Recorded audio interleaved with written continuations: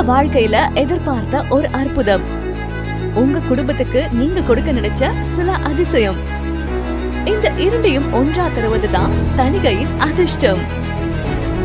குமாரே, அப்படி என்னதான் இருக்கு இந்த பொன்னேரியில?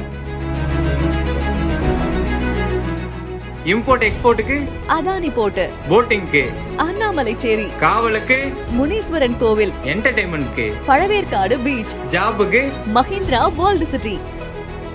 இது எல்லாம் ஒரே ஏரியால சாத்தியமா? அட சாத்தியம் தாங்க.